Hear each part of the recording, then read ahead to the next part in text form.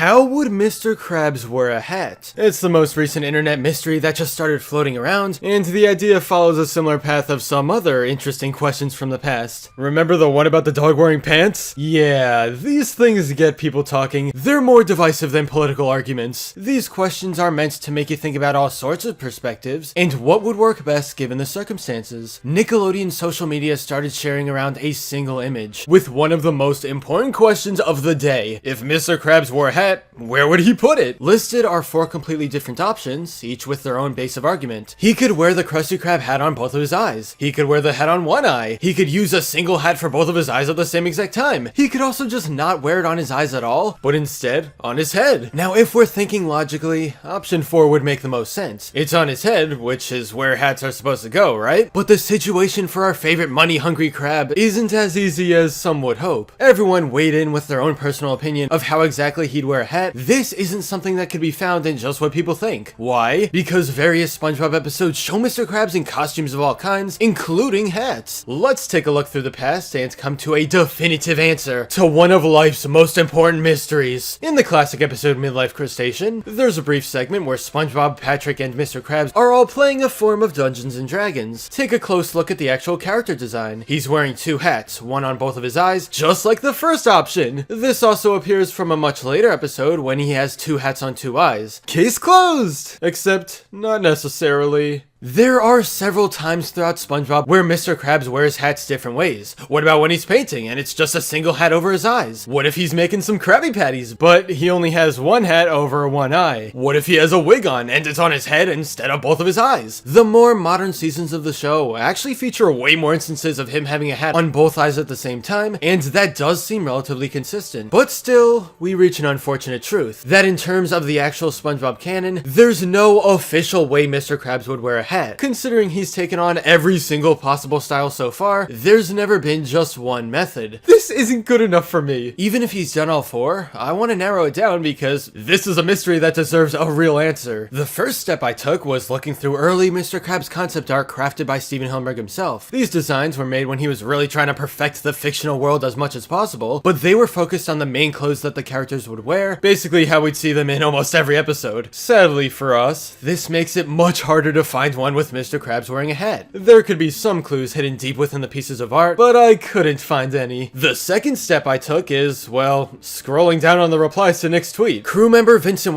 who's been on the show for a very long time, replied with a simple drawing of this. Mr. Krabs wearing 2 separate hats on 2 separate eyes. This confirms that out of all 4 options, the most canonical is the first. I think I'm willing to accept that. This way of wearing a hat is more likely to be present during the first 3 seasons. Even though he's worn it like this a higher number of times in the entire show, these seasons are the most official of the show, especially when it's where Hillenburg had the most control. Summing up our findings today, option 1 is considered the most official method of Mr. Krabs wearing a hat, thanks to Vincent Waller's confirmation. However, anyone keeping track would realize that option 3 is what actually happens the majority of the time in SpongeBob. Meanwhile, option 2 is just straight up ugly. Let's never talk about that. And option 4, while I think it would make the most sense, is a rare occurrence. So what are your thoughts on all this? Which option works the best? Let's talk in the comments.